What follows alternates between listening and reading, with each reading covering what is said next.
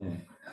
그래서 지난 시간에는 우리 조은섭 집사님께서 16, 17, 18, 19장인가요? 네.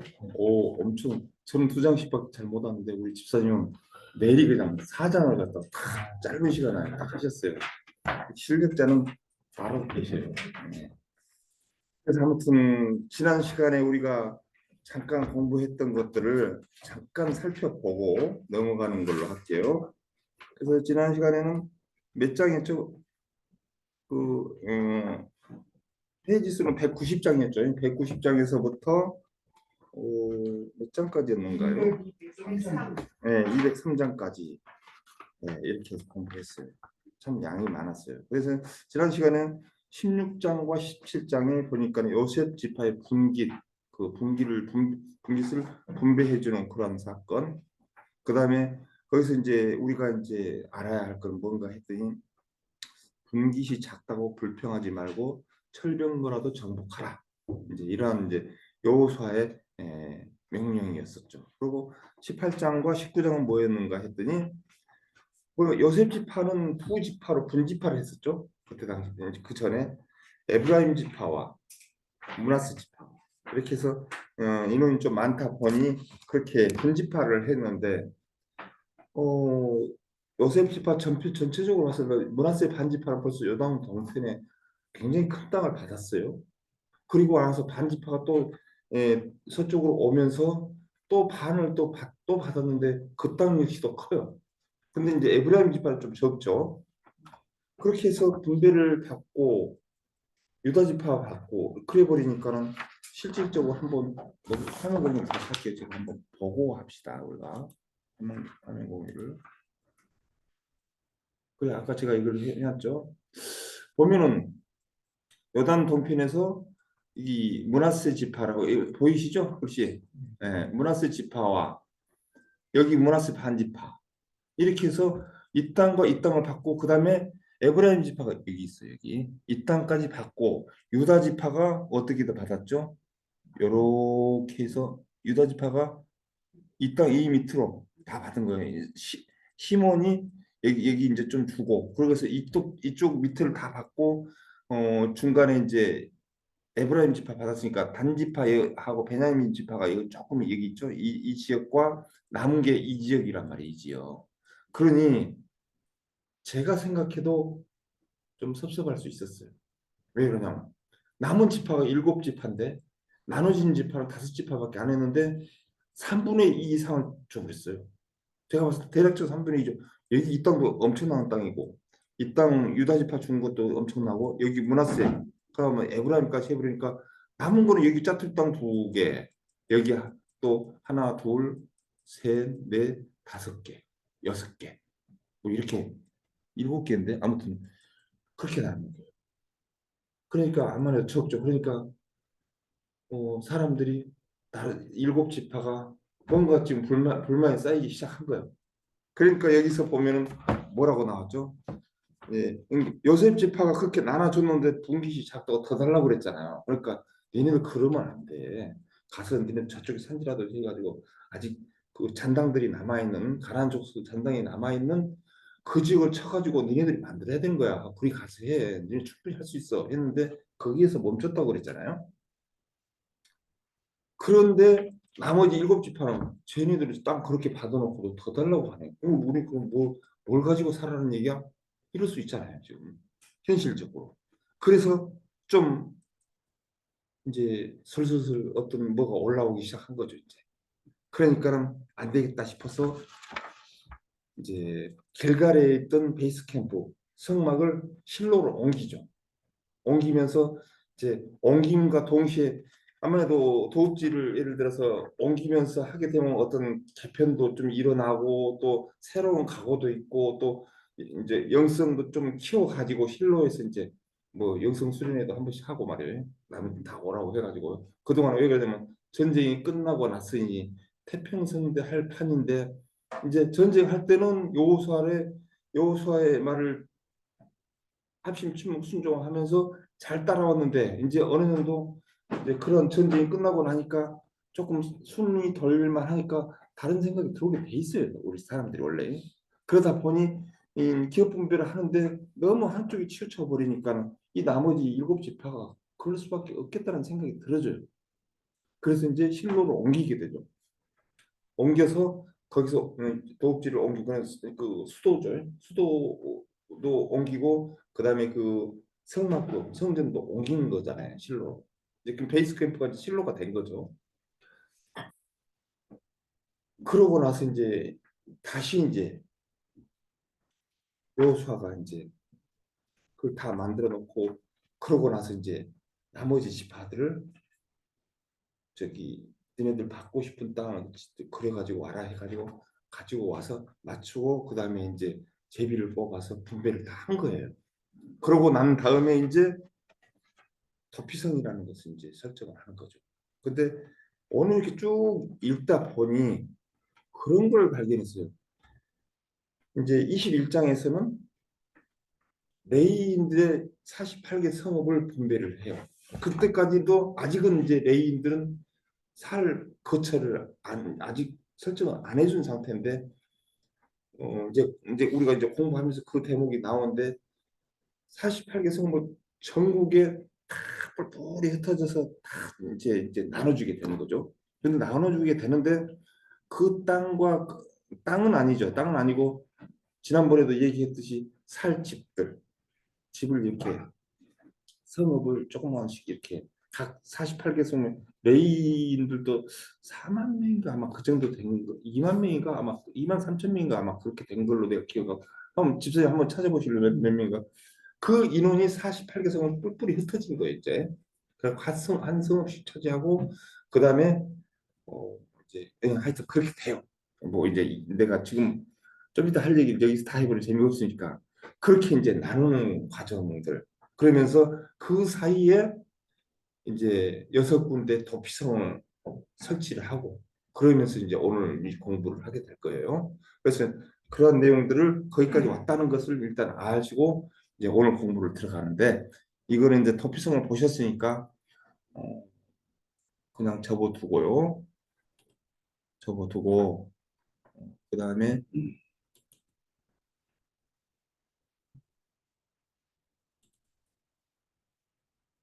이게 안 되나? 왜 그러지? 이럴 때는 헤맨단 말이에요. 공유 중지를 해야 되구나. 예, 예. 다시 내가 참 컴퓨터가 제가 좀 약해가지고요. 여기서 나오는구나. 아우 다행이다. 예. 20장 본문 말씀부터 한번 들어가면서 하고 또 다시 이제 제가 하는 방법대로 갈게요. 자, 오늘부터 이제 이 시간은 이제 20장과 21장이에요. 도피성. 2만 2천 명. 2만 2천 명. 예, 그러니까 거기서 그 8,580명 정도가 네. 성소를 섬겼다. 2만 2천 명 중에 8,500명 정도가 성소를 섬겨서 거의 그러니까 거의 5분의 4가 지켰다는 얘기가 되겠네요. 8,500명. 그러면 나머지 한 그냥 뭐 13,000명 정도는 이제 기관이 있겠죠. 그러겠죠. 뭐 사모님이고 그렇죠. 목사님 사모님이고 얘들이고 그러겠죠. 뭐 그렇게 되지 않겠어요? 2만 2천 명인데 우리가 듣기 쉽게 그냥 가족들. 민주주의에서 나온 건데요. 예. 그 30세에서 50세 기준으로 했을 때 거기 일하는 사람이 그렇게 돼. 2만 2천. 2만 2천. 예, 알겠습니다. 그럼 더 되겠네요. 그럼 시공도 2만 2천 200 시원들. 예, 알겠습니다. 아무튼 뭐 이제 알아듣기 이제 섬기는 사람은 목사님들이고 제사장 목사님들이고 그 나머지 선수자는 뭐 제사장의 가족 뭐 이렇게 생각해보면 되겠죠. 우리가 뭐 거기까지 뭐 허드렛 일도 있고 아무튼 뭐 이제 우리가 이제 뭐 그때 시대로 가서 보는 건 아니니까 대충 그렇게 하고 아니면 또 다시 배우면 되고요 이제. 자, 요 사서 20장으로 넘어갔어요. 20장이 보니까 21장에 아니 19장의 맨 끝에 보니까는 어떤 내용들이 있는가 했더니 제사장 엘리아살과 눈의 아들 여호사와 이스라엘 자손의 지파의 족장들 실로에 있는 회막문을 여호와 앞에서 제비 뽑아 나눈 기업이 이러하니라 이에 땅 나누는 일을 마쳤더라. 그러니까 지파별로 땅은 마친 거예요. 이제 항상 할 때는 그 제사장과 제사장 엘라살과 눈의 아들 여호수아와 그다음에 지파의 족장들이 항상 함께 이렇게 있을 수밖에 없죠. 이러한 것들은 뭐 하나 조금이라도 좀 잘못되면 문제가 있을 수가 있으니까 이렇게 공평하게 했던 것 같아요. 그리고 각 족장별로 가족별로 분배를 했기 때문에 세세한 내용들을 그다음 족장도 나오세요. 여기 그 지역 아시죠? 이렇게 이렇게입니다 하고 딱 가르쳐줘 가세요 하고 막 이렇게 해서 다 보냈겠죠. 이제 그랬으리라 이제 이거 추정을 하는 거죠. 이제. 자 그래가지고 20장으로 넘어왔어요. 다 끝났어요. 그러고 난 다음에 20장 여호와께서 여호수아에게 말씀하여 이르시되 계속 지금 하나님께서는 여호수아 바로 옆에 계시는 거예요. 그냥 그래가지고 뭐 하나씩 끝나게 되면은 꼭 그 다음에 이거 그 다음에 이거 이런 식으로 하시는 것 같아요. 2절 이스라엘 자손에게 말해 이르기를 내가 모세를 통하여 너희에게 말한 덕비성을 너희에게 위하여 정하여 부지 중에 실수로 사람을 죽인 자를 그리로 도망하게 하라. 이는 너희를 위하여 피해 보복자들을 피할 곳이니라 라고 이렇게 되어 있죠. 자 이게 덕비성 결론적으로 실수를 이제 사람 죽인 자예요. 이제 살인한 자죠. 그리고 오살자죠. 오살자 고살자가 아니라 오살자는 이제 실수로 죽인 거고 고살자는 고의로 죽인 거기 때문에 그건 완전히 다르죠 이제. 그랬는데 여기서 이제 피해 보복자가 나오죠. 이 피해 보복자는 얼른 이때 당시 피해 보복자는 그 가족의 그 죽은 사람의 가족의 고엘이라고 그래요. 고엘. 근데 고엘은 고엘제도 아시잖아요. 고엘은 그 가족 그 가문의 제일 영향력이 있고 그래도 돈도 있고 좀 힘께나 쓰시고 이런 분들을 세 분을 항상 이렇게 선정을 해놓는데요. 그래가지고 그러니까 세 명 중에 이제 만약에 그 중에 한 명이 친척 중에 한 명이 살인을 당했어요. 그러면 이 세 명 중에 한 사람이 물어본대요. 누가 가서 이 이제 고엘로 역할을 하면서 피해 보수자가 될 것인가? 그때 정한대요. 그러면 정하게 되면은 그 사람이 가서 이제 그 역할을 하는 건데 또 어떤 것도 이제 있느냐면은 이 피해 보수자는 반드시 예를 들어 손가락 하나를 잘렸다고 하면 손가락 하나로 끝나는 게 아니라 암만 해도 더 가게 된다는 거예요. 그 원수를 갚을 때 손가락 하나가 아니라 두 개씩 가고 서로 간에 계속 오고 가고 하다 보면 그 가족들이 거의 다 전멸하다시피 되어버린다는 그런 게 있더라고요. 그래서 그거를 막고 또 여기에 나온 그대로 뭐냐 그 오살자를 위해서 생명을 보호해주기 위해서 그렇게 하는 거기 때문에 먼저 그걸 막아준다라는 그런 설도 있더라고요. 그게 맞아요. 보면 암만 해도 뭐 예를 들어서 옛날에 그런데 우리 군대 생활할 때 그런 게 있어요. 여성분들은 잘 모르는데 기합 받을 때 서로 마주보고 앉아가지고 뺨 때리기 많이 했었어요. 우리 때도. 집사님 했었어요? 좀 연세 있으신 분들은 그런 게 있어. 근데 젊었을 때 예, 예. 아 그런 게 있어요. 그래가지고 처음에는 살짝 하는데 나중에 아프니까 세게 계속 들어. 나중에 가가는 큰일 나요 정말. 그런 것도 있었어요. 아무튼 그렇게 하다 보니까 이게 이제 그러한 제도가 있긴 있는데 좀 생명을 존중하는 그 범위 내에서 이제 그렇게 했다라는 그런 설들이 있더라고요. 이제 그거는 이제 뭐 내가 들은 얘기니까. 그래서 피할 곳이라 이렇게 해서 사들에 보니까 이 성읍들 중에 하나에 도피하는 자는 그 성읍을 들어가서 문 어귀에서 그 성읍의 장로들을 귀에 자기의 사건을 말할 것이요. 여기까지 한번 너무 기니까 한번 보십시다. 이 성읍들 중 성읍들이라면 뭐 이제 6개의 성읍 아까 이제 도피성 아까 보셨죠? 좀 이따 보십시다. 이 성읍들 중에 하나에 덮이서 하는 자는 그 성읍 들어가는 문 어귀에서 6성읍 중에 가장 가까운 곳으로 이제 도망쳤겠죠. 근데 그 덮이성 안으로 아직 못 들어가네. 왔을 때는. 그럼 이제 저기서 오게 되면 장로님들이 나와가지고 딱 그 문을 열고 난 다음에 나와서 안으로 들어가진 않고 이제 거기서 맞이하면서 거기서 이제 뭐라고 하느냐면 성읍의 장로들의 귀에 자기의 사건을 말할 것이요. 귀에다 이렇게 대고 이렇게 얘기하겠죠. 이제 저는 여기서 이 부분을 이렇게 한번 혼자만의 생각으로 생각해.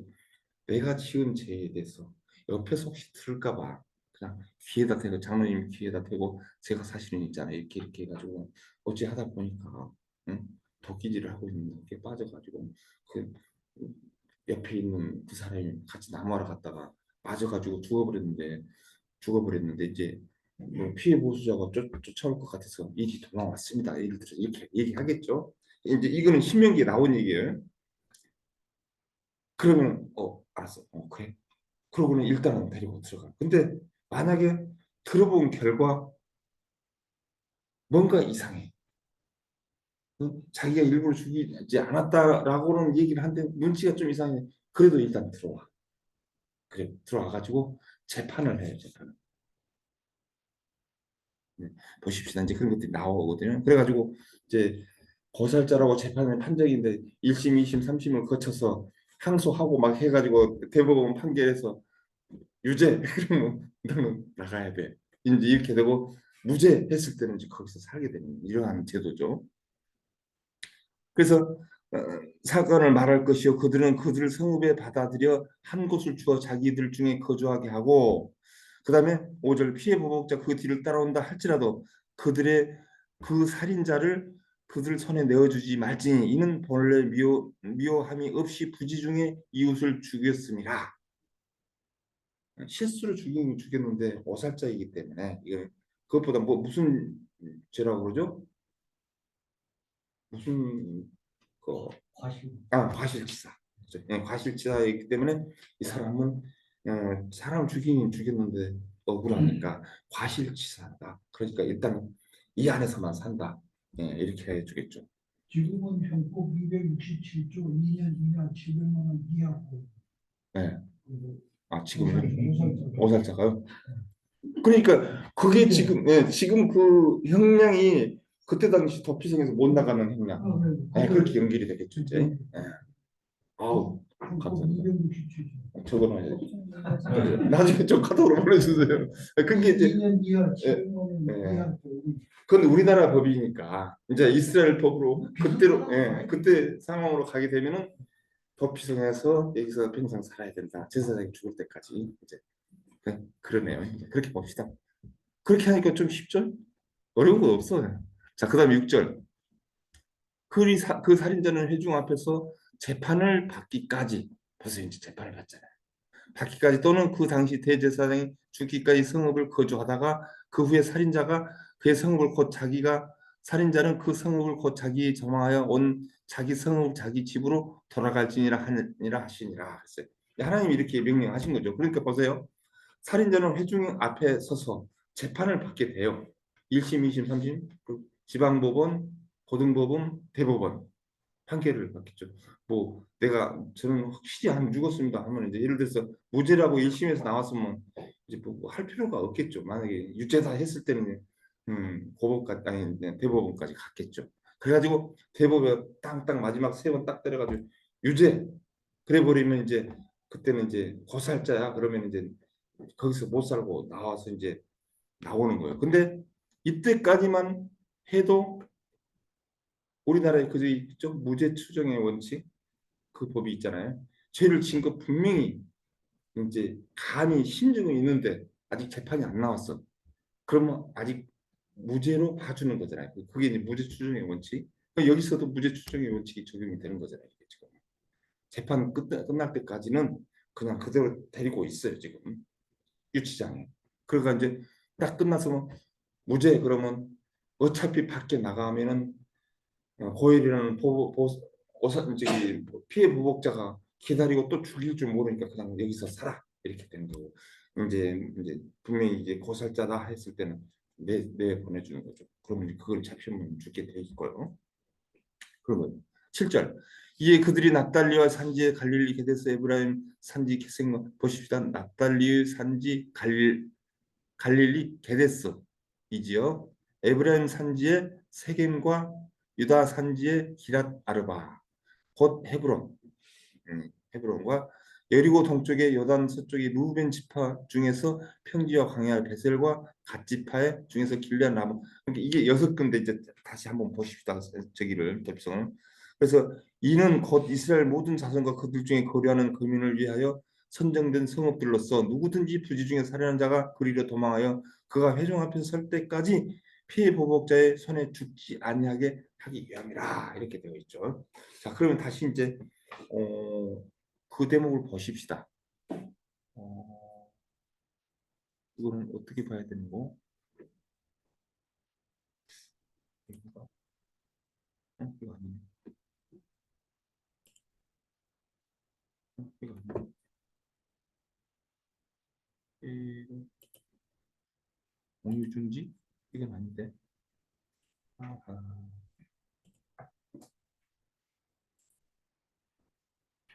음.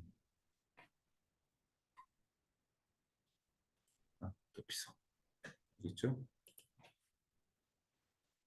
잘 안 보이죠?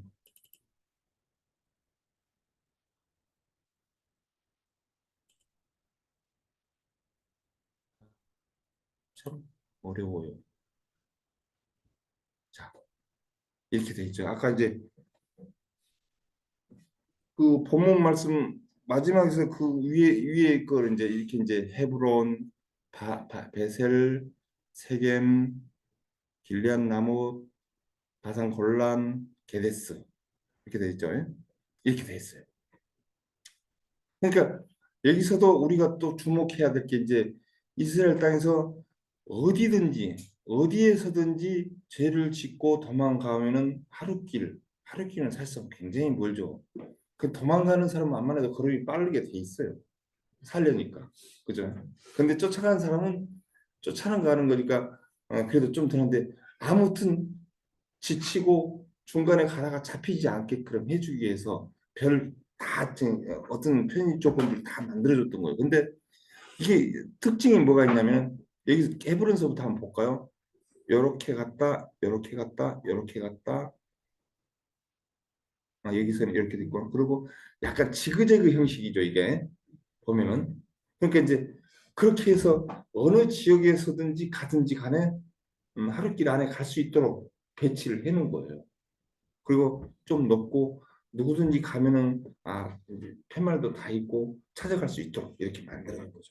그러니까 이제 여기서 제가 이제 그냥 보고 넘어가는 걸로 하기엔 한 번씩 찾으면 힘드니까 헤브론에는 유다 지파 안에 있고요. 그죠? 아까도 설명했지만 그다음에 베셀은 루벤 지파 안에 있고요. 세겜은 에브라임 지파 안에 있어요.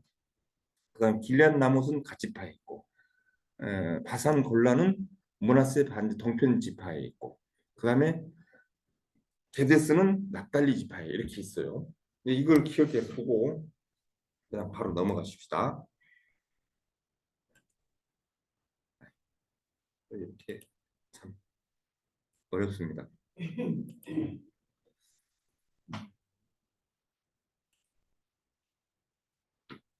그래서 20장이 끝났죠, 지금 우리가. 그래서 21장으로 넘어갈게요. 21장. 자, 21장.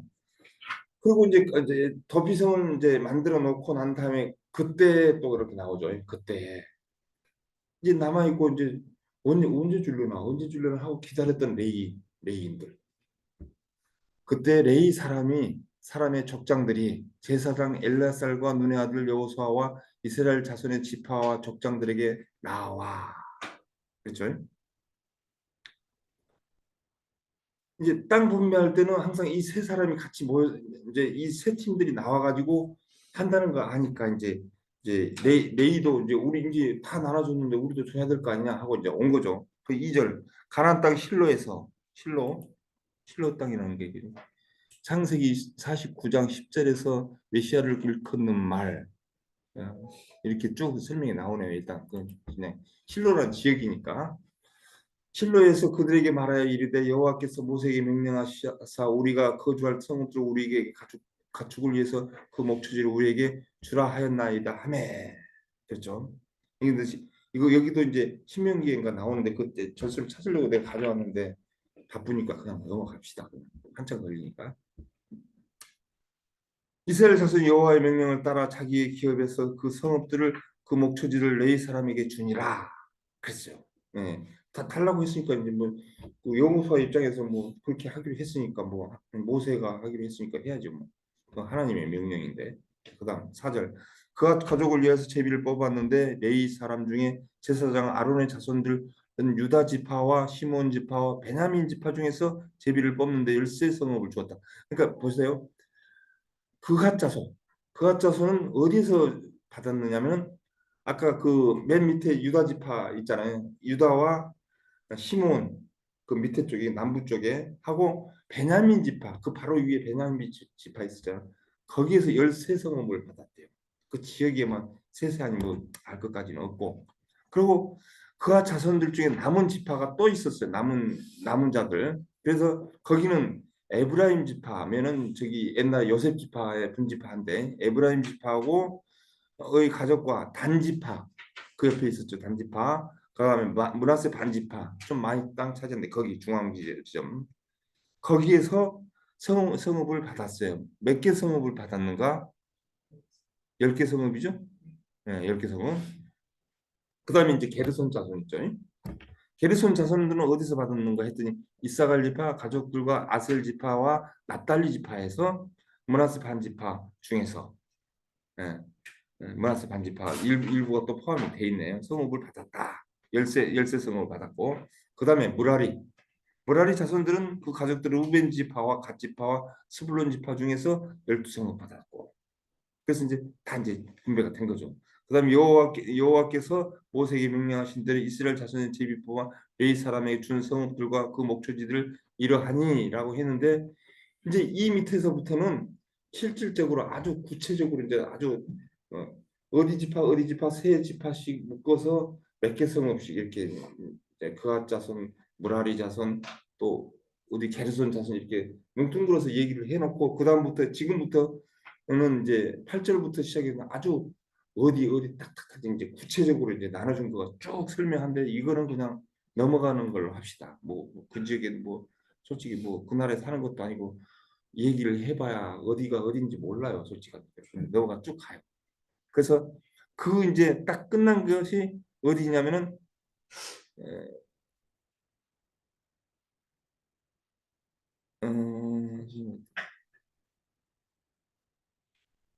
음, 여기 41절에서 여기서 끝나고 난 다음에 41절에서 마무리를 하네요. 그래서 레위 사람들이 이스라엘 자손의 기업 중에서 받은 성읍은 모두 48 성읍이요 또 그 목초지들이라 이렇게 되어 있죠. 그러니까 레위 사람에게는 전국으로 다 퍼져서 이렇게 48개 성읍을 48개 아파트 단지를 받고 그 옆에 있는 임야도 조금씩 주고 목초지도 좀 주고 해가지고 소도 키우고 또 뭐 양도 키우고 닭도 키우고 할 만한 그런 공간들 이렇게 줬죠.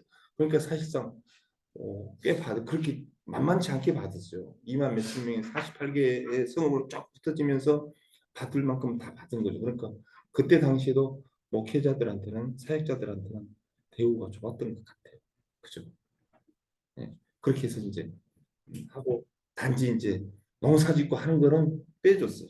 그런 것들은 이제 11조 받으면 각 거기 이제 이렇게 퍼져놓고는 결론적으로 이제 하나님께서 목표가 있었던 거죠. 그들은 이제 이스라엘 전체 그 국민들의 이제 신앙적인 교육 부분을 감당하게끔 해서 제가 봤을 때는 거기다가 48개 성읍에 6개 성읍도 있잖아요. 도피성이라는 6개 성읍도 있고 그 죄지은 자들 힘든 데들 와서 거기서 보호를 받는 것도 있지만 그 외에 나머지 42개 성읍에서는 교회도 있을 것이고 그죠?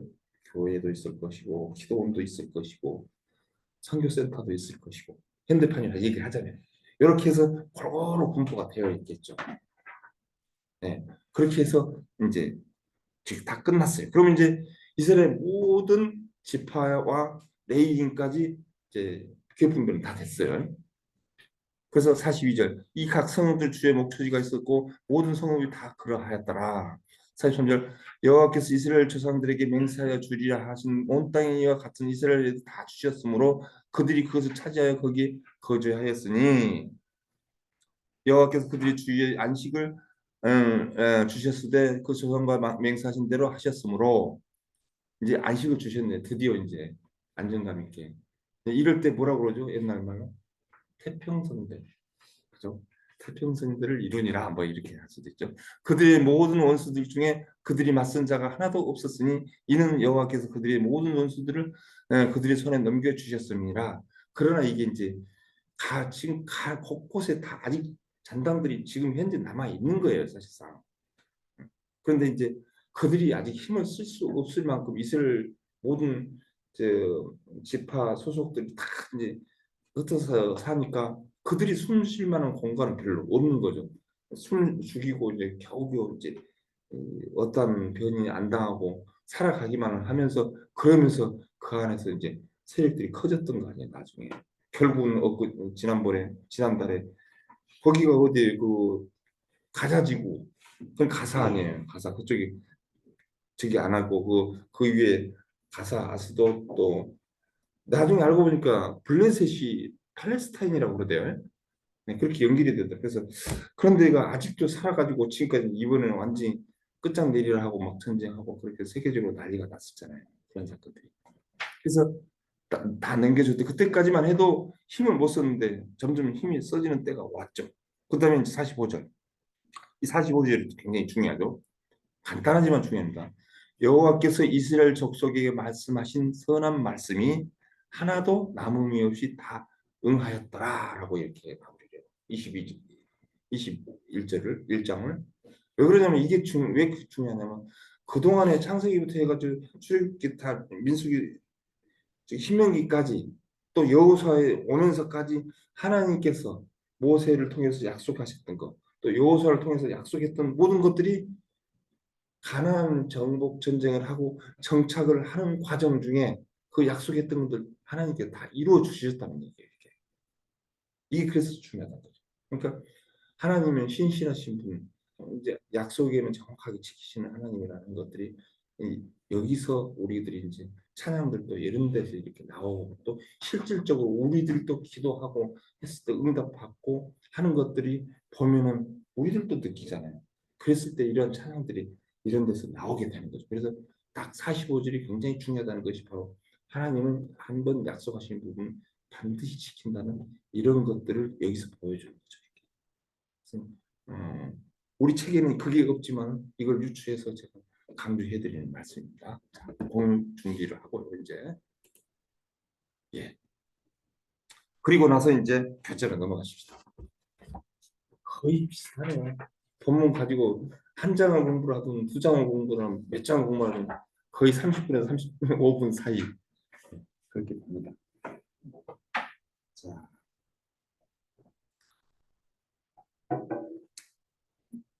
204쪽이죠. 204쪽. 피성인 그리스도 그랬어요. 실수했어도 다시 은혜로 일어서라. 우리는 이렇게 성경의 본문 말씀 가지고 이렇게 배경적인 부분과 우리가 연상을 해보고 말씀에서 나오는 걸 가지고 유추해서 이렇게 생각을 해봤지만 역시 목회자분들이 이렇게 그런 말씀 가지고 깊이 하나님의 뜻은 어디 있는가를 이렇게 추려내는 것들이 참 대단하세요. 보십시다. 이스라엘 백성 가운데 부지 중에 사진을 범한 사람이 있다면은 도피성으로 피신해서 생명을 보존할 수 있게 했습니다. 유대 기록에 의하면 도피성으로 가는 길은 잘 닦여서 14m의 넓이의 길이었다고 하며 자 여기서 보십시다.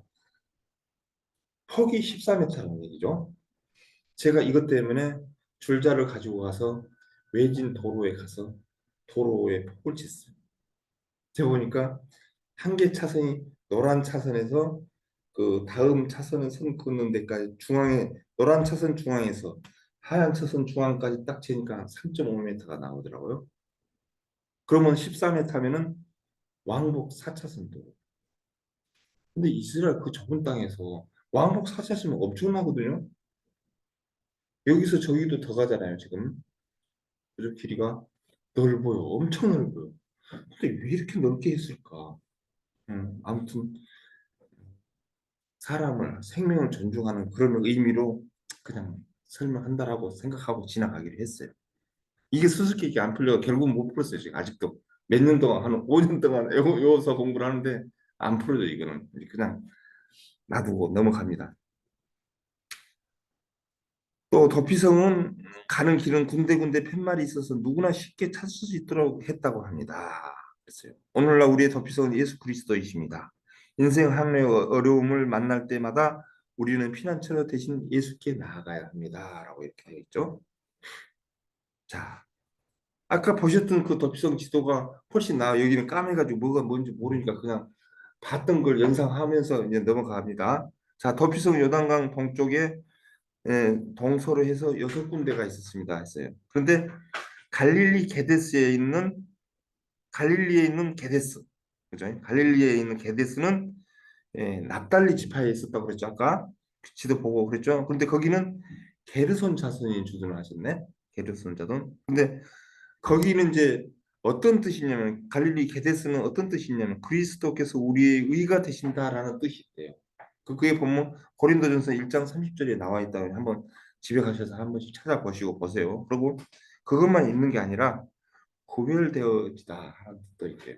그게는. 그다음에 두 번째는 에브라임 지파 산지에 세겜이라는 그곳이 있대요. 거기는 이제 그앗 자손이 거한다고 그랬죠 아까. 그런데 뭐그 뜻은 뭐냐면 정사, 정사를 맨 어깨, 그죠? 그리스도께서 성도의 힘이 되신다 이러한 뜻을 가지고 있대요. 다 그리스도와 이렇게 연결이 되는 거예요. 아까 여기 위에도 그랬잖아요. 도피성 예수 그리스도와 연결이 된다고 그랬잖아요. 예수 그리스도 요즘에는 예수 그리스도라고 이렇게 한다 얘기한다고 그러잖아요. 예, 어깨에 매다 이런 것들 뜻이 있어요. 자, 그다음에 세 번째는 헤브론이라는 땅이 헤브론이라는 지역이죠. 유다 지파 안에 있어요. 그건 여기는 아론 자손이 차지하고 살았대요. 그 역할을 감당했대요. 그래서 뜻은 어떤 뜻이 있었냐면은 아버지와 사귐을 주시는 분 이렇게 되어 있네요. 예, 연합, 공조 이런 뜻도 있어요. 자, 그다음에 평지 광야의 베셀이죠. 거기는 어디에서 이제 관리를 했냐면 루벤 지파에 있었고 무라리 자손들이 거기 있었고요. 그다음에 요새 산지들의 피할 요새 피난처 이런 뜻이 있어요.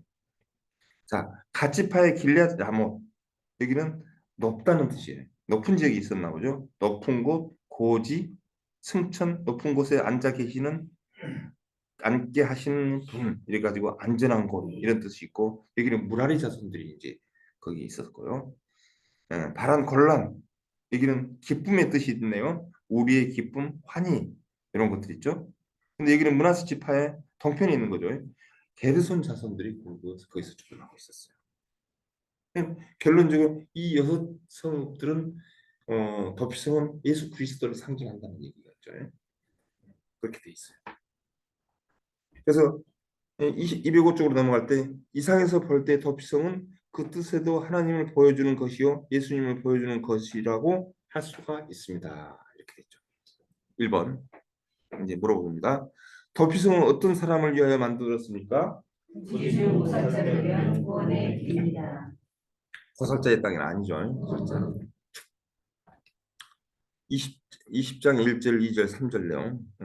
성경의 모든 법제도를 살펴보면 놀랄 만큼 세심하고 인간을 존중하고 보호하고 있음을 알 수가 있다는 얘기죠. 어떤 행위를 했든가 하는 것도 문제이지만 그 일이 일어나게 된 동기를 잘 살펴가지고 그 사람을 판단하도록 했다는 얘기죠. 그래서 생명을 존중하는 자세죠. 그게 충분히 변호인들의 말도 들어보고 그러잖아요. 장로들 자기들에게 온 과실치사자를 보호해줄 책임이 있었습니다. 그 사람은 재판을 받을 때까지 안전한 거처를 마련해주고 보호까지 해주셔야 했습니다. 그렇죠? 아까 얘기했듯이 무죄 추정의 원칙에 의해서 재판이 끝나는 데까지는 아직은 죄인이 아니라고 이제 인정을 하는 거죠. 그래서 이는 우리에게도 위로와 용기를 주는 말입니다. 하나님께서 단순히 우리의 한 일을 결과만 가지고 우리를 판단하지는 않습니다. 얼마나 천만다행인 거예요. 나는 절대로 실수하고 싶지 않았지만은 어쩔 수 없이 전혀 의도하지 않은 실수를 할 때가 있죠. 그런데 하나님이 이런 사람을 고민과 고통을 아시고 마음의 평안을 얻는 방법을 마련해 주시고 그렇게 했어요. 그래서 하나님은 인간의 실수에 대해서 보호하시려고 하는데 그런데 내가 내 자신이 너무 괴롭히는 것은 어리석은 행동이에요. 너무 이제 내가 나는 죄인이야. 나는 아이고 이게 안 돼. 이렇게 하고 먼저 이제 자기가 자기 자신을 어, 정죄를 하면 안 된다는 얘기죠. 그러면 어리석은 행동이 일종의 교만이라고도 이렇게 얘기를 하는가 보죠. 이제 스스로 하나님보다 더 엄격해서는 안 된다는 얘기죠. 하나님께서 우리를 그렇게 인도하고 보호해 주시려고 하는데 자기 자신 너무 그렇게 엄격하고 자기 잣대를 대가지고 나는 이러면 안 돼. 나는 죄인이야. 이렇게 생각할 필요가 없다는 얘기죠. 도피성 제도는 그리스도의 그림자요 모형이었습니다. 목숨의 위협을 받는 자가 예수 그리스도로 안으로 피할 때 주님은 목자가 되어서 우리를 지켜주시기 때문입니다. 그렇죠? 믿음의 선진 중에서 승리하고도 성공한 이후에 넘어진 사람들이 많이 있다고 그랬죠. 노아, 다윗, 히스기야, 우시야 이렇게 자신들을 과신하면 안 된다는 거예요. 항상 겸손하게 우리가 누구든지 부지 중에 오사를 할 수 있다는 그런 경각심을 갖고 살아야 된다는 거죠. 어떻게 예수를 믿는 사람이 그럴 수가 있어? 하고 남을 판단할 수도 없는 거예요. 왜? 나도 역시 어느 순간에 죄를 나도 모르는 사이에 지을 수가 있고 실수를 해서 지을 수가 있기 때문에 그 사람 죄를 지었다고 해서 우리가 정죄를 할 수는 없다는 얘기죠. 아무도 과신할 수는 없는 인생이라는 거 우리 모두가 다. 다음 넘어갑니다. 206쪽으로 넘어가서 하나, 둘, 셋, 넷, 다섯째 줄로 넘어가니까 예수 믿고 나와서도 부주중 오살할 수 있어요. 원치 않는 일이고 계획된 범행이 아니어도 습관적으로 이런 잘못을 범할 수가 있다는 거죠. 출애굽 시대의 모세처럼 탁월한 지도자가 하나님의 살아계신 모습을 매일 사건마다 보여줬어도 헷갈리고 행동하는 게 인간이라는 거죠. 홍해를 건너고 하늘에서 만나가 매일 내리고 르비딤에서 반석이 터지는 생수의 강이 흘러가도 인간은 쉽게 변하지 않는다. 그래서 은혜가 필요하다. 하나님은 오래 참으시고 우리에게 필요합니다. 참으심이 우리에게 필요하다. 그랬어요. 근데 우리 같은 경우는 뭐 기다리다 안 되면 될 대로 되라 하고 그런 경우들이 많잖아요. 근데 하나님은 그렇지 않으십니다. 그래서 우리는 용서받지 못할 죄는 없다고 그러잖아요. 하나님 앞에서. 그러나 믿지 않으면 누구도 용서받을 수 없어요. 그런데 예외가 있죠. 하나님 믿지 않으면 그 방법이 없는 거예요. 믿고 회개해야 되는 거죠. 그래서 인생은 100% 죄인 인정. 저도 인정합니다. 여러분들 인정 안 하실 건가요? 인정하시죠, 다들? 네. 100% 죄인이에요, 솔직히. 음, 100% 죄인이 우리는 죄사함 은총을 모르고 구원을 받을 수 없다.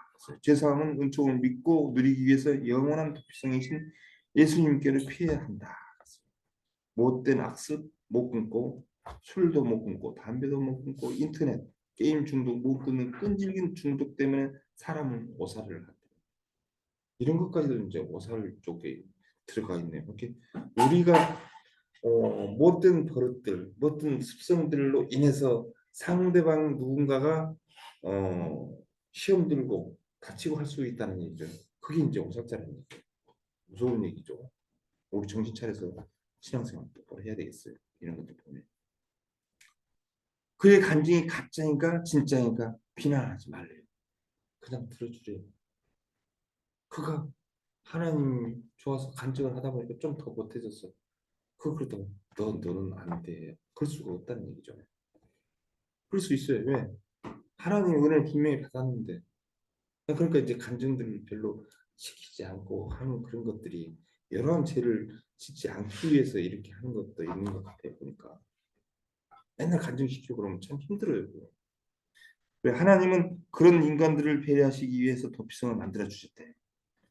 부지 중에 오살이란 원치 않는 일이고 계획된 범행이 아니어도 습관적으로 이런 잘못을 할 수가 있죠. 누구든지. 생각 없이 시간을 낭비하고 재능을 죽이고 말로 사람을 죽이는 경우가 흔합니다. 보세요. 이런 것들도 다 오살적인 거예요. 무서워요. 이런 것들. 또 이런 경우도 있네요. 한번 볼까요? 어떤 가정의 남편이 반찬 투정을 하니까 아내가 쥐꼬리만큼 벌어다 주면서 뭘 기대하는 거야? 하겠대요. 그런데 이게 부인이 부지중에 오살거래요. 이런 게. 자, 칼로는 살인하지는 않았지만 그 말이 칼보다 더 무서워서 그 남자는 어떻게 됐어요? 이 남편은 주눅이 들어서 직장을 가도 친구들을 만나도 쥐꼬리란 머리가 그 말이 떠나지 않아 가지고 계속 위축돼서 이렇게 살았다는 얘기예요. 쉽지 않죠. 우리가 뭔 죄를 짓는지 알아요? 어떻게 알아요? 모르는 게 많아요. 나중에 이 얘기를 한참 얘기해도 그때 있잖아요. 응? 집사님이 저한테 이렇게 했죠. 그 뒤로 나 그거 무슨 음식 절대 안 먹어요. 왜 그때 있잖아요. 충격을 많이 받았거든요. 그 5살짜리요 그게. 무섭잖아요, 그게. 항상 그래서 공감소통대화법이 있잖아요. 그게. 그래서 예수님이 우리를 보실 때는 너나 할 것 없이 다 5살짜리예요. 우리 인정하고 살자고요. 5살짜리. 첫 번째, 도피성은 오직 무관자들만 보호했어요. 도피성은 실수를 살인한 사람들만 위한 것이지 고의적인 살인자는 아니에요.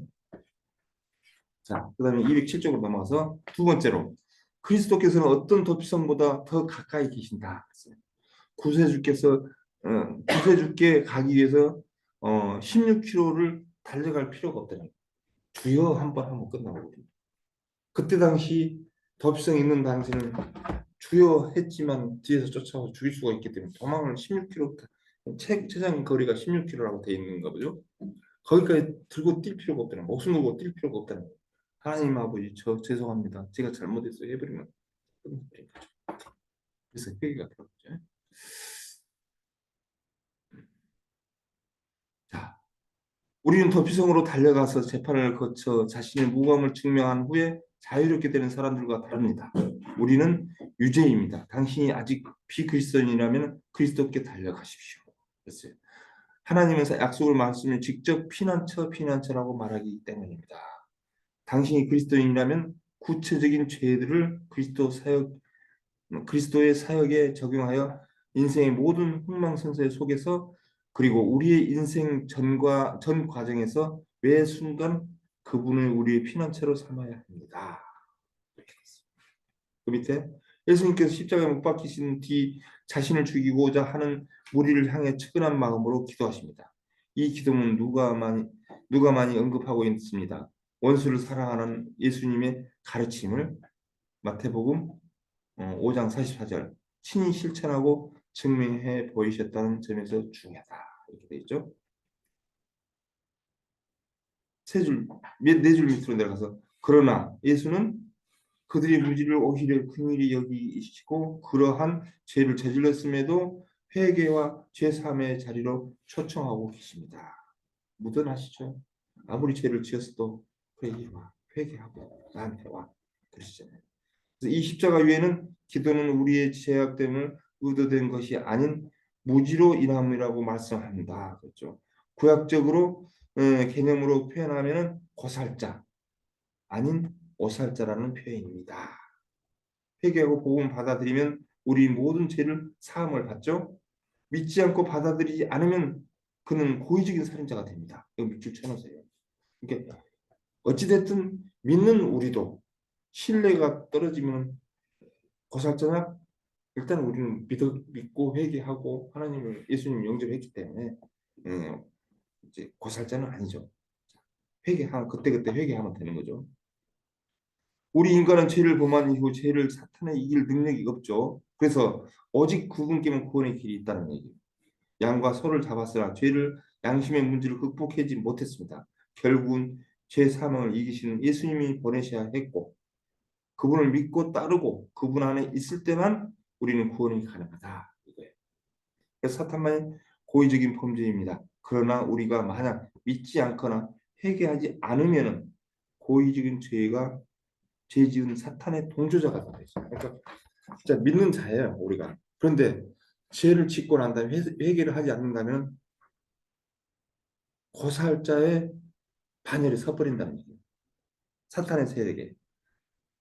그렇게 되면 사탄의 동조자가 된다고 이렇게 되어 있잖아요. 그러니까 우리가 항상 살펴보면서 살면서 어떤 죄악 중에 있었다면 반드시 회개하고 하나님 앞에 나가야 되겠죠. 넘어갑니다. 208조. 자, 한 가지 짚고 가야 할 점은 뭔가 했더니 속죄와 칭의, 속죄와 칭의가 다르다는 사실입니다. 그렇죠? 자, 그러면 속죄와 칭의가 어떻게 다른가 한번 볼까요? 속죄는 단지 죄를 사해 주는 것뿐이에요. 속죄 그럼 죄를 사해 주는 것. 그러니까 구약 시대에 소 잡고 뭐 비둘기 잡고 염소 잡고 해가지고 죄 사함을 받은 저기 본제단에서 제사 지내면서 속죄함을 받았잖아요. 그 죄가 없어진 것 뿐이에요. 속죄는. 그 다음에 죄 지면 또 있는 거예요. 또 잡아야 돼요.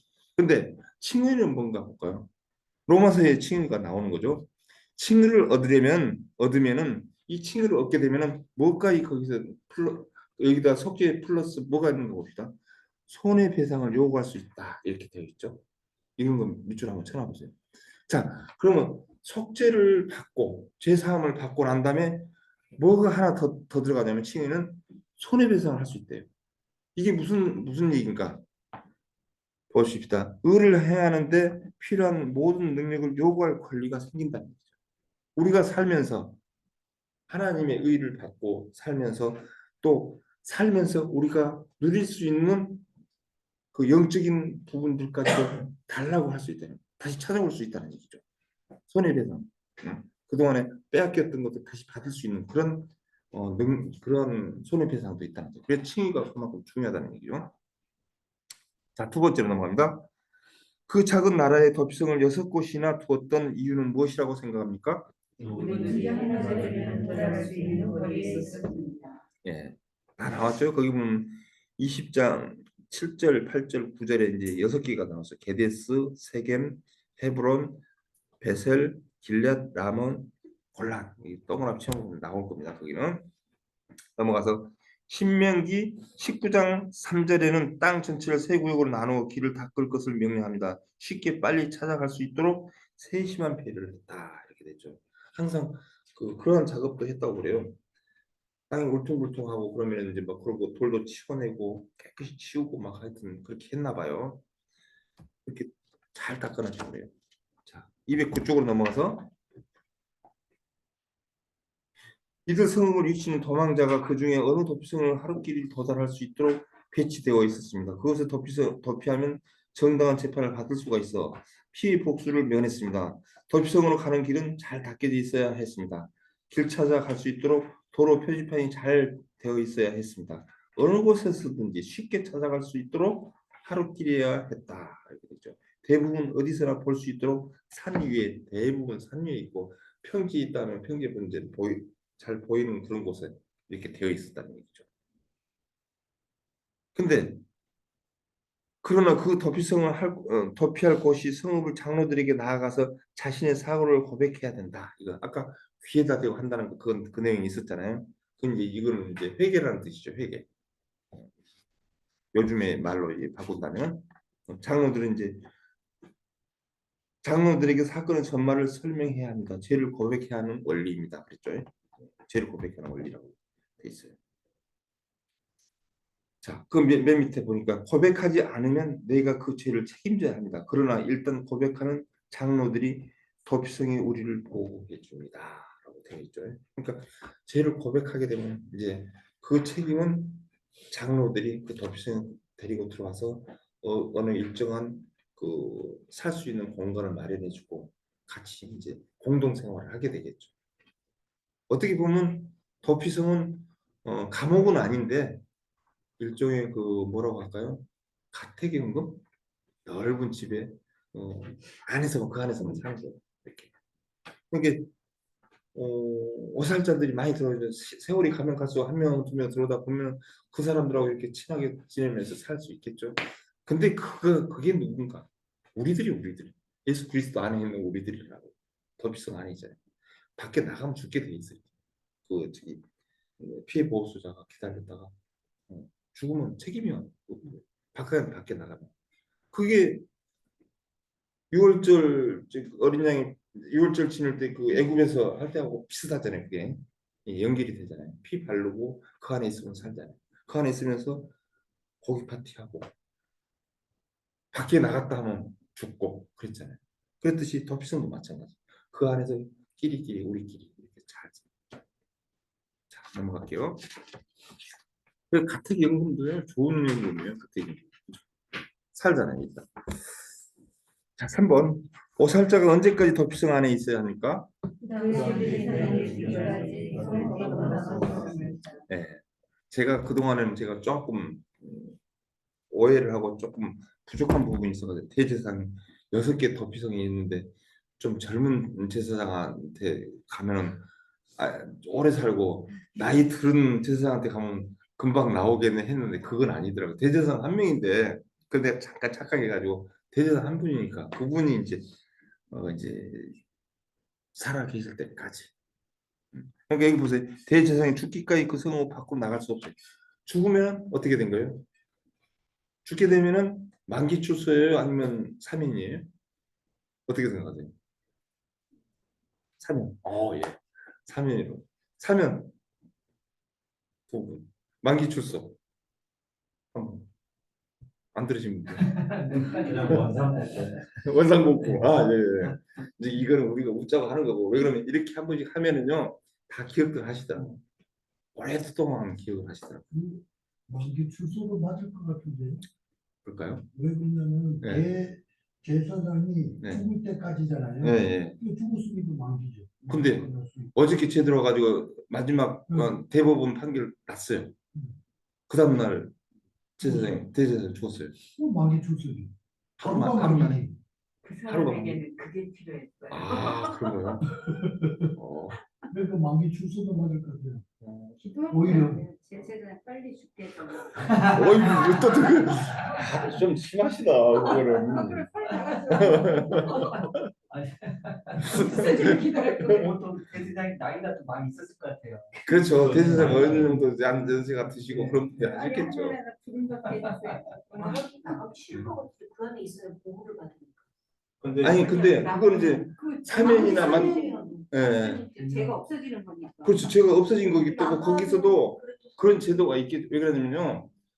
피해 보수자도 이제 건드릴 수 없는 그런 어떤 저기가 있겠죠. 룰이 있겠죠. 네, 그렇게 봐야죠. 그럼 만약에 그렇게 된다면 이제 가중, 사람들은 또 벌을 받아야 그렇죠. 가중처벌을 받는다든지 예를 들어서 뭐 그런 게 있겠죠. 뭐. 거기까지만 갑시다. 아무 설정 있지 않을까요? 예? 청구업자. 어디까지 가세요 지금? 그러면은 그 예. 피가 나에게 그렇죠. 온다고 했잖아요. 예, 예. 그러니까 할 수는 없는 거죠. 그렇죠. 할 수는 없는 거죠. 그게. 그렇게 받아들입시다. 우리 뭐 멀리 가서 우리 웃자고 하는 거고 이거 여기는 어디까지나 여담이고 그러면서 그 하나님의 아는 지식들이 이렇게 그래 그런 거니까 누가 얘기를 하더라도 이제 아니 그건 이렇다고 얘기할 수가 있잖아요. 이제 우리가 그 정도로 넘어갑시다. 어디까지 있어요? 여기서 그러니까 한참 하다 보니까 헷갈려요. 210종이죠. 그래 그렇게 돼 있네. 일단은 도피성을 도망친 살인자는 그 성 안에서만 살 수 있습니다. 그렇죠. 이 죄인 성 안에서는 안 지나야 돼요. 왜냐하면 아무리 피해 보수자가 온다 해도 내주지 못하게 하셨기 때문입니다. 이것은 죄를 지은 사람이 도피성 안으로 들어오므로 과거가 단절하고 아주 새로운 삶을 시작하는 것을 말합니다. 요즘으로 얘기를 하자면 이렇게 된 제도라면 아까 얘기했듯이 가택연금하고 비슷해요. 좀 넓은 집에서 성읍 안에서 사니까 그나마 괜찮아요. 완전히 감옥에서 산다고 꼼짝도 못 하잖아요. 그렇죠? 이보다 더 좁은 공간에서 살아야 되는데 근데 돌아다닐 수 있고 그 안에서 농사도 조금씩 어느 정도 지을 수 있고 그러니까 괜찮은 거죠. 바깥에서 그냥 못해서 그렇지. 자, 이 사람은 과거의 친구들도 가족도 마음대로 만날 수 없습니다. 뭐하고 비슷하죠? 지금 이제 서서히 이 설명하는 것들이 어떤 사람들을 우리하고 비슷하죠? 지금 우리들하고 같은 거예요. 이제 이게 바깥 사람들 못 만나는데요. 누군가 자기 땅을 차지한다 해도 그 사람 잡으러 갈 수 없대요. 이것은 포기하라는 얘기예요. 지금 이거 다 잘 보세요. 출애굽기에 나온 것들이 이 내용들이 별거 아닌 것 같아도 출애굽기 과정을 설명해 놓은 거예요. 이게 왜냐하면 이 사람은 일단 도피성 안에 들어옴으로써 과거에 대해서 아주 죽은 자가 되었기 때문입니다. 그렇죠? 이 것은 다 지나갔어요. 이제 옛날 과거에 믿지 않는 자의 그런 것들은 잊어버려야 됩니다. 우리가. 그래서 이 사람은 오직 도피성에 제한된 범위 내에서만 살아야 합니다. 예수 그리스도 안에서만 살아야 된다는 거죠. 이게. 그런 뜻이죠. 이 도피성의 규정에 적용되는 신뢰가 있었다. 이제 어떤 경우가 있었는가 한번 보십시다. 그는 여기 있죠. 아우 좀 힘들어. 글씨도 잘 못. 우리 조현 집사님 그거 좀 한번 읽어 쭉 한번 읽어줘 보세요. 그는 다윗 저주했던 시므이라는 사람이 있었습니다. 이거 밑에서 하나 둘셋넷 다섯 네, 여섯 그는 일곱. 다윗을 저주했던 시므이라는 사람이 있었습니다. 네. 시므이는 다윗이 대본을 낚이고 도망칠 때 따라오면서 다윗을 저주했던 사람입니다. 그는 왕이 된 시므이를 불러서 그가 다윗왕을 저주하는 것이 죽을 죄라는 것을 알린 후 결국 자신의 집에 벗어나지 못하게 했습니다. 만약 그가 자기 죄를 생각하고 자기 집안에서 생활했더라면 이 선대로 오래 살 수 있었을 것입니다. 그런데 살다 보니까 솔로몬의 말이 점점 중요하지 않게 느껴지게 되었습니다. 텃밭 집 밖으로 나갔다 들어온다 하더라도 솔로몬이 그 것으로 생각했습니다. 그런데 하루는 시므이에게 사고가 터졌습니다. 시므이의 종이 시므이를 배반하고 도망친 것입니다. 원래 시므이는 자신의 집을 벗어날 수 없어서 종이 도망친 사실을 알았어도 용서했어야 했습니다. 그는 과거에 죽은 사람이기 때문입니다. 그에게 주어진 인생은 병으로 사는 것입니다. 그러나 그는 솔로몬의 경고를 무시하고 자기 종을 붙들어 왔습니다. 그 소문이 솔로몬의 귀에 들어갔고 결국 그는 바로 죽임을 당했습니다. 네, 거기까지. 예, 감사합니다. 안경을 안 가지고 왔더니 이 시간쯤 되니까 그러는 걸좀 그렇네요, 제가. 그래서 부탁을 드렸습니다. 예. 이게 이 내용들이 그러니까 옛 것으로 돌아가게 되면 이제 이러한 어떤 제재들이 우리들이 있잖아요. 그런 것들 신학적으로 생각을 했을 때 이제 그 우리들 현재 상황으로 또 바꿔서 생각하면 딱딱 들어맞잖아요. 지금 이게 이것들이 이제 그렇게 이제 적용을 해서 보면 될 것 같고요. 그다음 예수님이 십자가 죽음으로써 우리는 자유를 경험합니다. 그렇죠? 예수님은 우리의 도피성이 되십니다. 우리는 죽을 때까지 그리스도를 떠날 수 없습니다. 그죠? 우리는 그리스도와 연합하는 생명으로 거듭났습니다. 그리스도 안에 있어야 우리는 구원을 이어합니다. 죄를 지어도 그리스도 안에 있어야 된다는 거죠. 도피성에 기다려야 할 사람이 성 밖에 나가면 기다리고 있던 피보수자가 그 사람을 죽여도 살인죄에 적용이 안 된다는 거예요. 책임은 없다는 거죠. 네. 그러니까 나가면 그 안에 있고 싶다고. 그러니까 대세상이 죽기 전까지는 그러니까 가택연금이다라는 것보다는 네. 보호의 개념 아닐까요? 그렇죠. 예. 그러니까 이제 쉽게 세상적으로 설명하니까 이제 그게 가택연금이라고 했고 지금 이 얘기는 이제 우리 믿는 자들 우리로 이제 인도와 보호로 이제 보는 거가 맞는 거고 그러니까 믿지 않는 사람은 그 가택연금으로 볼 수 있는 거잖아요. 이게 이제 그 얘기죠. 제 얘기는 다른 게 아니고. 예. 자, 그 밑에 보니까 또 이게 있죠.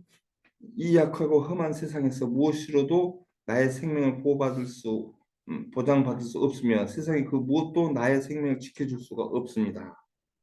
보험 안 지켜져요. 그냥 죽고 난 다음에 보험금 받아봐야 뭐예요, 그죠? 오직 예수 그리스도 안에 있을 때만 나의 생명을 보장받을 수 있습니다. 오직 예수 그리스도만이 나의 피난처의 도피성입니다. 그래서 도피성에 대한 전체적인 그림을 그렸어요. 자, 넘어갑니다. 넘어갔더니 10강으로 넘어가네요. 책으로는 마지막 강. 아름다운 마무리인데 오늘은 아름다운 마무리가 아니고요. 21장 레인의 그할 48개 성읍 아까 봤던 그거죠. 저주를 축복으로 바꾸어 하나님의 기업으로 누리라 이거죠. 자, 그러면서 이제 쭉 이제 지난 여호수아서를 공부를 하면서 배웠던 것을 이제 간단하게 어떤 포인트를 찾아서 이제 설명을 해놨네요. 보십시다.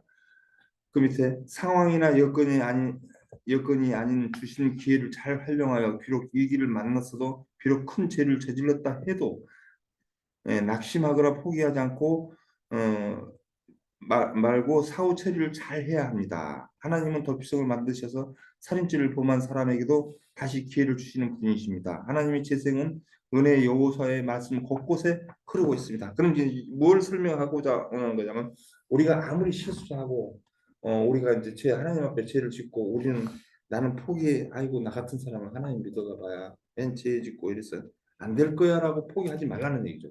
다시 재도전해서 재생의 기회를 가지라는 얘기죠. 그게 이제 어디 부분에 있는가를 이제 여기서 짧게 이제 보여준 거죠. 먼저 여호수아 5장을 딱 하니까 뭐가 있었죠? 할례와 유월절이 있었잖아요. 예, 할례와 유월절. 그래서 그게 무슨 어떤 내용들이었는가 봤더니 너의 전쟁을 승리로 이끌기 원하거든 다시 기초를 점검하여 하나님과의 관계를 다시 튼튼하게 재계약을 하라는 거죠.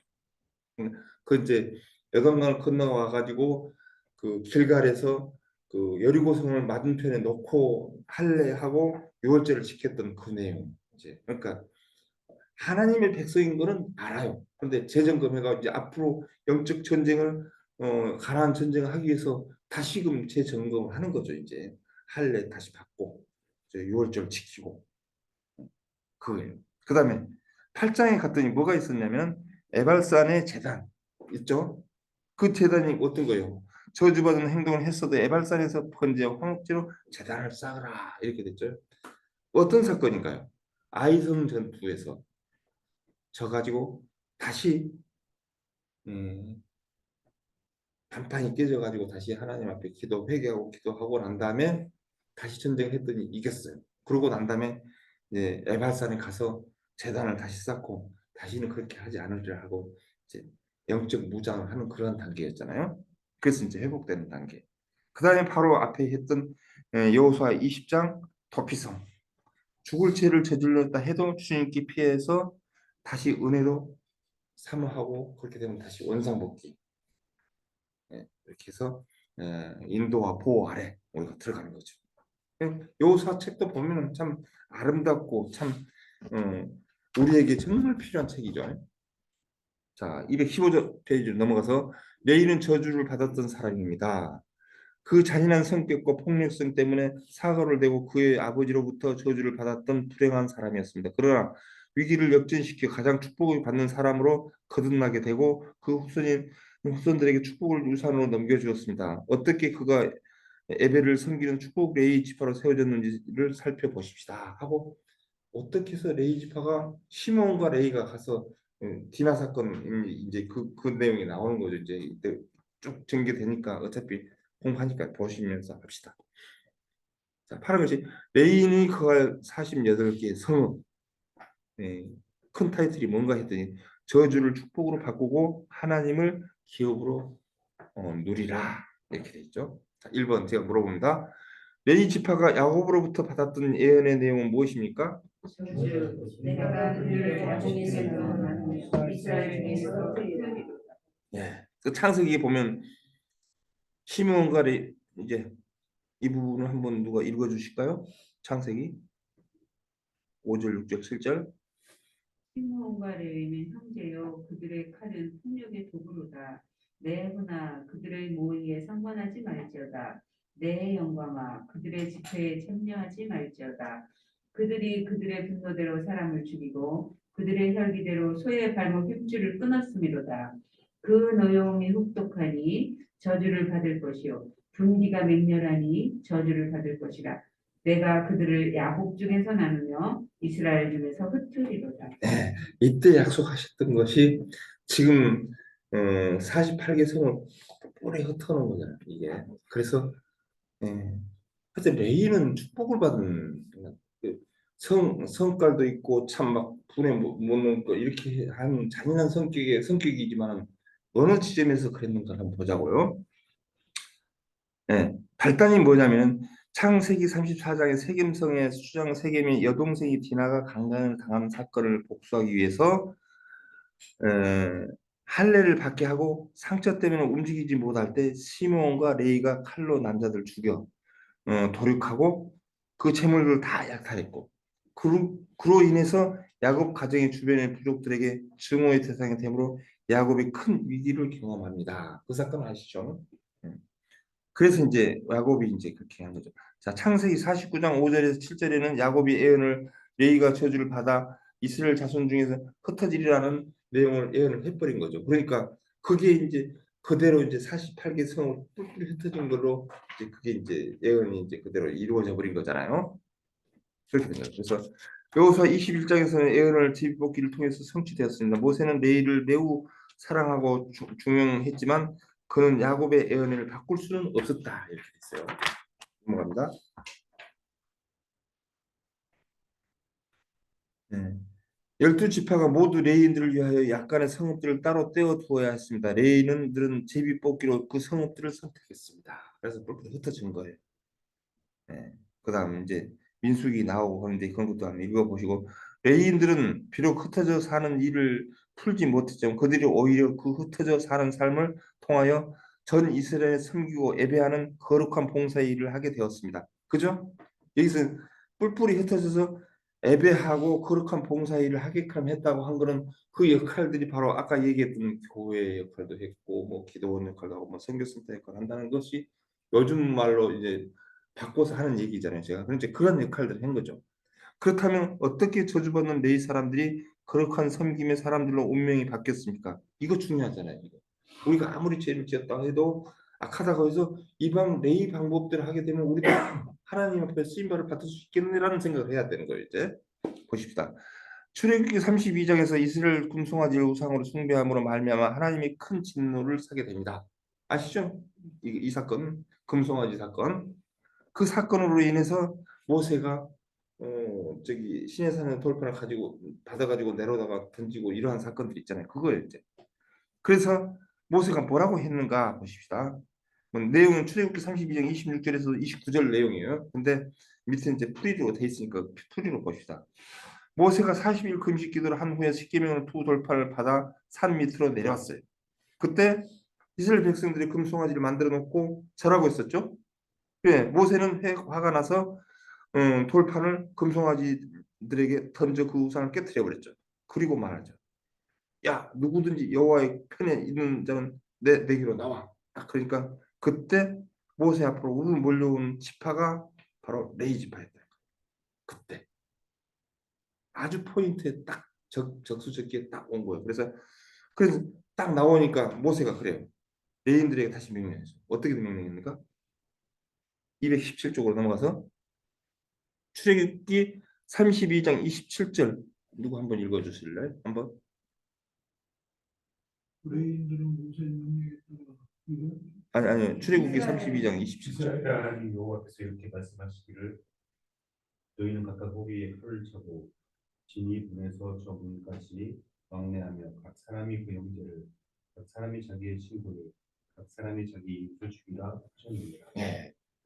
이제 모세가 그런 거예요. 레위인들한테 죽이라고 한 거죠. 그러니까 레위인들은 모세의 명령을 따라서 우상 숭배했던 그 사람들 그때 당시에 금송아지 만들었던 3천 명을 죽였어요. 그 3천 명의 피 흘리는 형제들을 시체 앞에 모세는 그들의 행위를 헌신했다고 얘기를 해요. 어우, 알다가도 모를 일이잖아요. 그들이 이제 우상을 금송아지를 만들었던 걸 깨버리고 그들을 만들었던 가담했던 3천 명을 죽이고 난 다음에 모세가 뭐라고 하면 그 레위인들한테 헌신했다고 그래요. 하나님 앞에 헌신했다고 이렇게 얘기를 해요. 자, 그다음에 출애굽기 19장 4절에서 6절 말씀을 통해서 우리는 하나님의 갈망이 이스라엘 전체의 제사장 직분을 감당하기를 원하셨다는 사실을 알게 된다. 그러나 우상 숭배의 죄는 제사장의 직분을 상실하게 하고 축소시켜버렸다. 그랬어요. 하나님을 향하여 구별된 헌신을 드린 레위 지파로 일단 제한돼 버린 거예요. 그래서 신약에서는 제자의 도를 헌신 태도를 이렇게 표현한다고 했죠. 마태복음은 아버지나 어머니 나보다 더 사랑하는 자는 내가 합당하지 아니하고 이들을 나를 딸을 이들이나 아들이나 딸을 나보다 더 사랑하는 자도 내게 합당하지 아니하며 이제 우상 대신 이렇게 그런 것들을 안 좋아한다는 거죠. 그래서 10장 40절에 보니까는 너희를 영접하는 자는 나를 영접하는 것이요 나를 영접하는 자는 나를 보내신 이를 영접하는 것이다. 뭐 하면서 쭉 설명이 나오죠. 네, 그냥 한번 다시 읽어보시면 되고 삶의 최우선 순위를 하나님께 둔 사람이 구약에서는 제사장이라고 이렇게 돼 있죠. 그 밑에 그리고 신약에서는 뭐예요? 제자. 예. 제사장의 자격은 헌신 곧 하나님을 향한 그의 구별된 삶이라고 돼 있고 그다음에 우리가 주를 향해서 헌신한다면 저주를 운명도 축복의 인생으로 바꿀 수 있다 이렇게 돼 있어요. 그때 그 순간에 딱그 하나님 편에 딱 섰기 때문에 완전히 역전이 돼가지고 신분이 바뀌어 버린 거죠. 신약 시대에도 하나님은 예수 그리스도를 통하여 동일하게 우리를 제사장으로 부르신다. 했어요. 우리가 어떻게 살아야 할지 고민해야 된다. 넘어갑니다. 그런데 레이는 그렇게 가지고 전화위복을 시켰는데 그 둘이 갔더니 시몬과 레이 중에 레이는 완전히 레이 그 하나님 섬기는 쪽으로 돌아섰는데 시몬은 어떤 건 볼까요? 시몬과 레이는 초장기에 수치스럽고 거짓되었고 스스로를 더럽혔습니다. 아버지를 두려움에서 떨게 했고 분노케 했으며 자기 족속들과 가문의 명예를 추락시켰습니다. 시몬에게서 내린 저주는 그대로 그냥 계속 이루어져 버린 거예요. 그냥 안타깝게. 광야 여행 중에 숫자가 점점 이렇게 줄어들어요. 그래서 모세의 마지막 축복에는 제외되어 버립니다. 그래서 그런 독자적인 기업을 받지 못하고 유다 지파 기업에 예속되며 그의 지파는 점점 쇠퇴해 갔다. 그러니까 그 기업 분배하는데 보면 유다 지파 안에 동그랗게 계란 노른자처럼 해가 조금 받았잖아요. 이제 그 지역밖에 못 받은 거예요. 이제 그것도 이제 유다 지파 주고 난 다음에 이리 와, 니네들 여기서 그냥 살아 하고 데리고 사는 거잖아요. 그러나 레이 경우는 달랐죠. 헌신하고 하나님께 돌아와 하나님이 진노를 풀어드림으로 레이 운명은 완전히 그 순간 바뀐 거잖아요. 이때부터 하나님이 그들을 기업으로 확정했죠. 그리고 레이 지파는 이제 제사장 지파로 된 거잖아요. 그래서 회개하지 않은 시몬은 자기 죄값을 자기가 졌지만 회개한 레이는 하나님을 위하여 헌신함으로 봉사자의 쓰임을 받게 되고 하나님을 자기 기업으로 얻음으로 인해서 12지파의 모든 기업을 참여하게 됐어요. 누구도 가나안 풍성함을 전부를 누리지는 못했습니다. 자, 이게 이제 어떤 내용인가 볼까요? 12지파로 쫙 12지파에 각각 이게 딱 퍼져 있으면서 교회 역할을 했잖아요. 그러면 11조 같은 거 가지고 오면 제사 지내고 그러면은 각 그 레이 섬기는 그 저기 단원 이렇게 와서 이제 제사를 지니까 그리고 11조 같은 거 이렇게 가지고 오면 레이는 그게 이제 기업이고 예수님이 하나님이 기업이잖아요. 그리고 이제 집들은 그냥 준 데서 살고 그러면은 각 도에서 도가 아니지 뭐또 우리나라로 봐지면 각 시에서 각 시군구에서 농사 짓고 제일 좋은 거 항상 가지고 오잖아요. 보면은 가지고 오면 내인들이 그걸 먹잖아요. 아마 이래 나라만 이랬을 것 같아. 저쪽 친척 집에 가면 48개 성읍이니까 그렇게 멀지는 않을 것 같아. 집집마다. 우리는 여기 와서 예를 들어 올리브유가 많이 나오고 올리브유 많이 가져왔는데 저쪽에 가니까는 농사가 잘 돼가지고 뭐 어떤 농사 잘 된 거 좋은 거 많이 갖다 오 우리 입에 넘쳐요. 그렇죠. 올리브유 우리 거 갖다 주고 와 진짜 그러네. 내 친척들한테 갖다 주면 거기서 그냥 받고 말겠어요. 거기 좋은 거 땅콩 좋게 잘 나온 거 땅콩도 갖다 주고 서로 물물 교환하면서 좋은 거 다 먹었다는 얘기야. 거기도 이제 제일 좋은 부위만 먹고 에이. 그래서 그런 풍성한 그런 게 농사 안 지고 대신에 이제 이 레이인들은 하나님 앞에 제사 지내는 거 이런 것들 종교 교육하는 것들은 철저하게 해야 되겠죠. 지금의 우리 목회자분들처럼 이렇게 우리들도 그러잖아요. 뭐 좋은 거 있으면 목사님 좋은 거 갖다 드리라 하고 막 그러잖아요. 지금도 그렇게 하잖아요. 가끔가다 당연히 이제 목사님 방에 가면 좋은 거 그렇게 섬겨야 되는 거 맞아요. 그거. 예. 그래 이 레이 지파니까 그렇게 된 거예요. 자, 레이는 가나안 전역의 풍성함을 12지파의 기업이 다 누리면서 흩어지면 저주가 오히려 축복의 풍성함으로 전환되었습니다. 지나간 과거의 실수에 붙잡히지 말고 약속을 붙잡는 자가 되어야 한다. 하나님께서 약속해 주신 그 약속을 붙잡으면 레이처럼 이렇게 풍성함을 받죠. 자, 두 번째로 넘어갈게요. 이건 파란 글씨만 읽어주세요. 레이의 세 아들은 누구이며 그들은 구별된 사역을 정리해 보세요. 장자 게스론, 차남 고아, 삼남 므라리. 예, 거기까지만 합시다. 쭉 뭐 했는데 장자 게르손은 뭘 어떤 역할을 했는가 했더니 성막, 장막, 덮개, 해막, 문장 이런 것들을 휴장 관리 이런 걸 했네요. 보니까. 그다음에 차남인 거핫은 뭘 했는가 했더니 성물들을 보호하고 이동시 성물들을 옮기는 일을 했다. 제일 중요한 걸 해야 돼요. 네. 그다음에 삼남 무라리는 뭐인가 했더니 성막의 널판, 띠, 기둥, 받침, 말뚝 주로 성막을 지탱하는 해주는 부분들을 관리했다. 이렇게 나오네요. 또 레이 계보가 간단히 나오는데 이건 잘 모르고 어떻게 설명할지 모르겠는데 일단 보십시다. 게르손은 림나 힘의 이렇게 돼 있고요. 그다음에 그앗 자손이 제일 번성했는가요? 아브라함 뭐 미리암 이렇게 쭉 나오죠. 한번 보시고 무라리는 일본 그앗 자손 가운데 아론 자손의 성읍이 열세 성읍, 남은 그앗 자손은 열성읍. 게르손 자손은 아까 이제 우리 본문에 이제 그거 나왔잖아요. 그래서 그냥 넘어갔잖아요. 그 내용이 이게 지금 다 합쳐서 48개 성읍 이렇게 됐어요. 근데 모압 평지에서 실시한 제2차 인구 조사의 결과 레이 지파 중에 1개월 이상 된 남자는 모두 2만 3천 여기 나왔네요. 2만 3천 명이라고 돼 있네요. 따라서 여자까지 포함한다면 아무리 많이 해봐야 뭐 한 5만 명 되지 않겠어요? 2만 3천 명 잡았으니까 남자만 지었으니까 그렇네 5만 명. 5만 명을 48개 성읍으로 나누면 몇이에요? 한 12만 명이 된가요? 잠깐만. 1040. 1040명. 한 성읍당 1040명. 1040명이면은 몇 가족, 핵가족으로 하게 되면 몇 가족 정도 될까요? 1가정에 네 식구. 그죠? 네 식구면은 250가정 되겠네요. 대략적으로. 그렇게 되나요? 250가정이면 아마 해도 여기는 힐스테이트 반은 줘야 되겠다. 그죠? 아파트에. 250세대 들어가려면. 그죠? 또 다른 지역에 쫙 가서 동부 아파트 250세대 주고 막 이렇게 했겠네요. 그냥 웃자고 하는 얘기입니다. 얘기는. 자, 그랬어요. 결국 이 숫자 레이는 전국의 48개 성읍 분산하에서 살면서 이스라엘 사회 제사 활동과 종교 교육을 담당했다. 얘기 나오네요. 보니까. 예.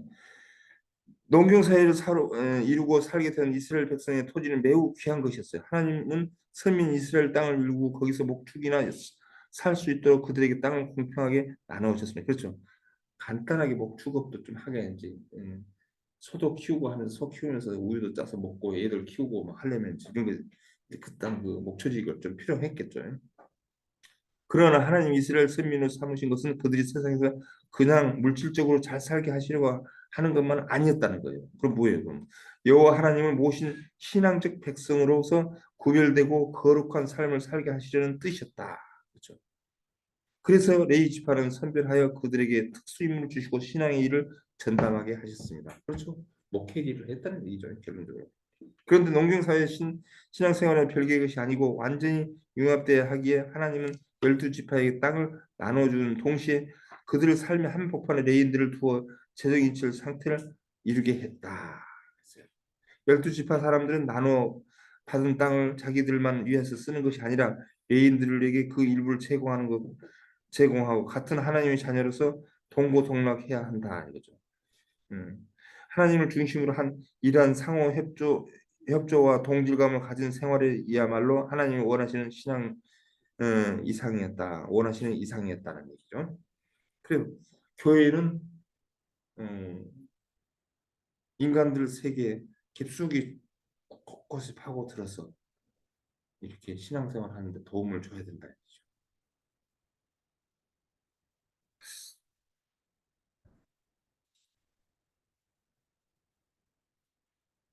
신분상을 우리가 대제사장, 우리들이 있죠. 나실인이고 레인이고 제사장. 그러나 기능상, 사역상, 헌신 정도에 따라 삶의 모습에는 차별이 있을 수밖에 없다. 백성으로도 돼 있어야 되고 장자로서의 역할도 해야 되고 또 레인, 제사장, 대제사장 그런 역할들이 다 신분상으로 이렇게 또 또 은사가 있는 분들이 이렇게 또 나눠져서 이렇게 하겠죠. 우리 하나님을 부르신 목적들은 더욱 성장해 가야 한다.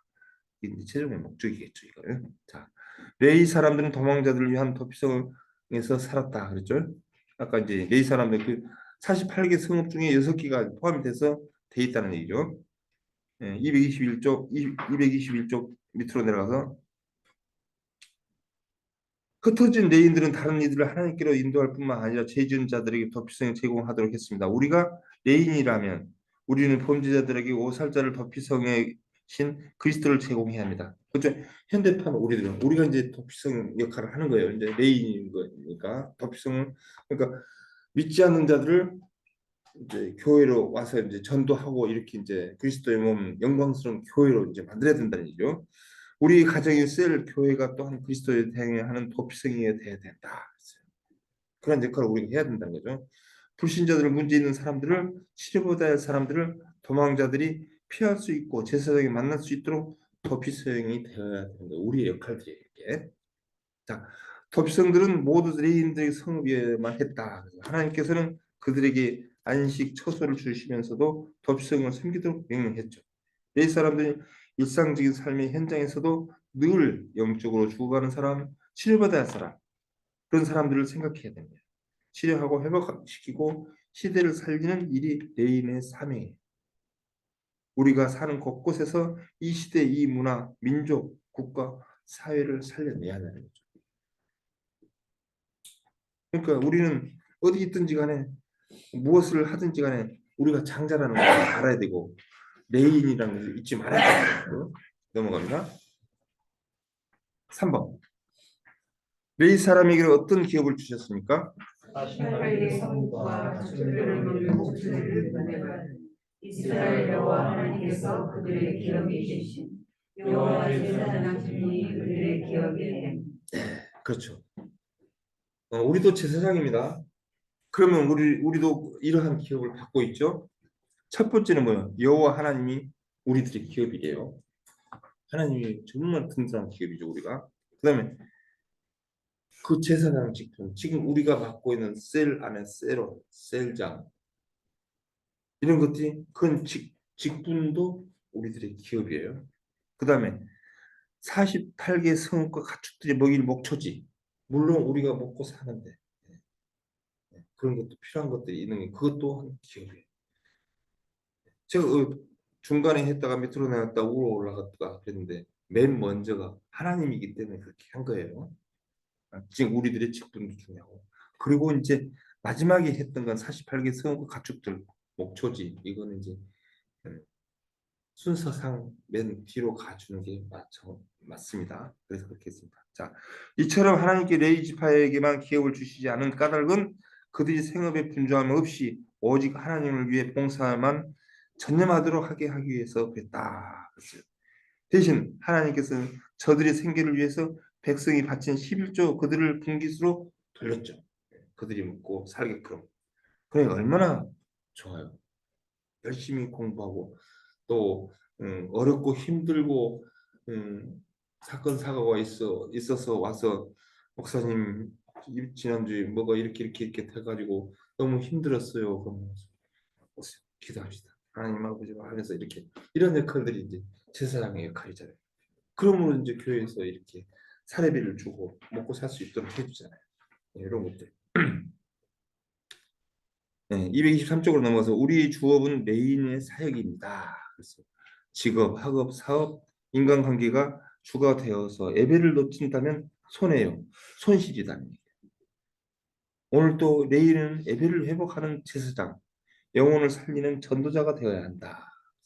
레이는 축복을 누려야 하고 레인으로 헌신해야 하고 자, 나의 인생 주업이 사명이고 그 일을 돕기 위해서 직업을 주셨다는 거예요. 지금 현생의 우리들의 직업은 이 일을 하기 위해서 부수적으로 받은 게 우리들의 생업이라는 얘기죠.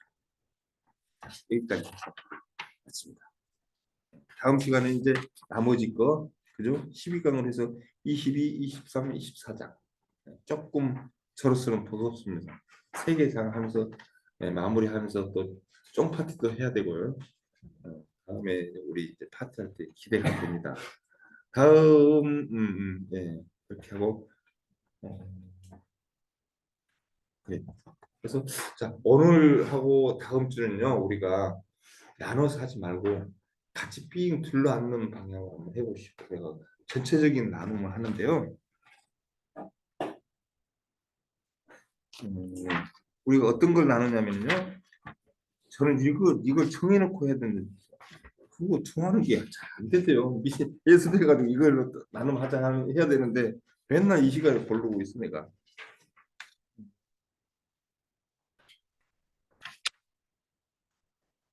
여러분도 한번 봐보세요. 에이, 참. 이런 거 제가 참 못 고른다. 아, 이걸 꺼놓고 있다.